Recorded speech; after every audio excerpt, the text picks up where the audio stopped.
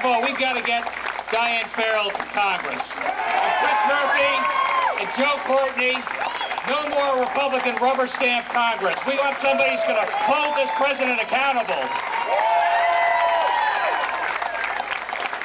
No more one-party rule down there in Washington, D.C. That's why we're going to take this Congress, hold this president accountable. Checks and balances, that's what it's all about.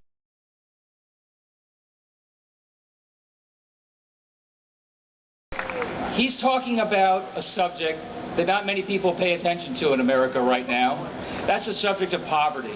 Now, I've been in this race for 7 or 8 months. I've been going flat out around the state, and I should have been talking more about poverty because it's a disgrace in this country, and we've got to do better. And John Edwards is somebody who's making that serious and making us pay attention and knows that our country is better than that. I look at a city like New Haven. I look at most of our big cities here in the state of Connecticut. You know, these were some of the richest cities on the face of this earth going back a few generations. Now we have some of the poorest cities here. And look at what's going on. A single mom with a kid. She has to work over 100 hours at the minimum wage just to be able to afford an apartment for 2 here in New Haven. You know, that's wrong. That's wrong. Work has got to pay. That's what we stand for as Democrats. Work has got to pay.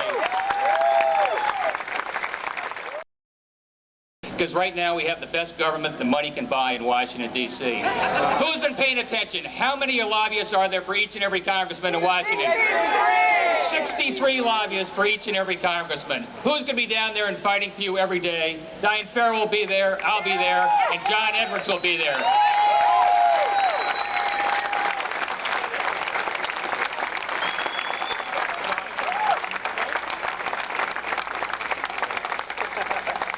Last time around, the party establishment said, Ned, I'm not sure we want to rock the boat. I think on Tuesday night, people said it's high time we rock the boat. That's what we mean to do.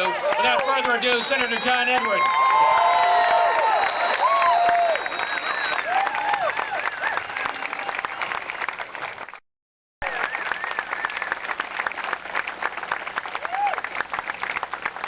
I'm very proud to be here for Ned.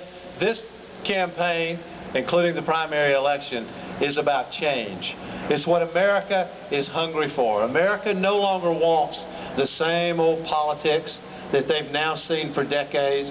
They're looking for not politicians, but leaders. They're looking for somebody who will tell them the truth about what's happening in America today, and somebody who has a different vision for where America needs to go. The man who is telling the truth and the man who will provide that vision in the next United States Senator from Connecticut is Ned Lamont.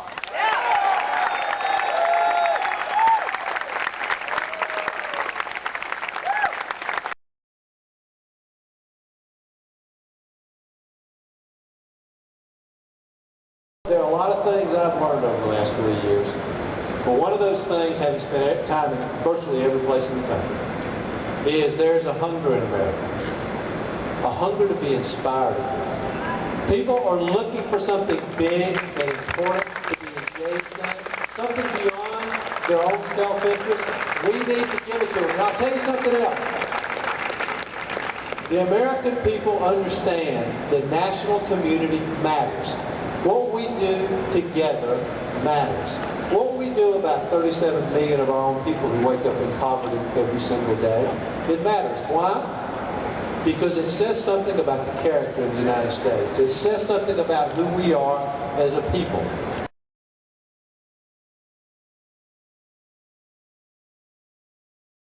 Because our power together is so different than my power.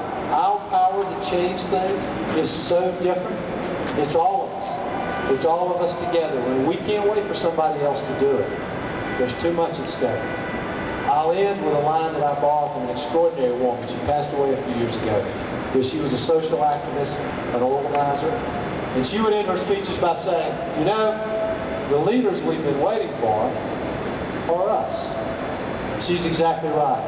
If we want to live in a moral, honest, and just America, and if we want America to lead in a moral and just world, we have to do it, all of us together, starting with this election in November. God bless you all.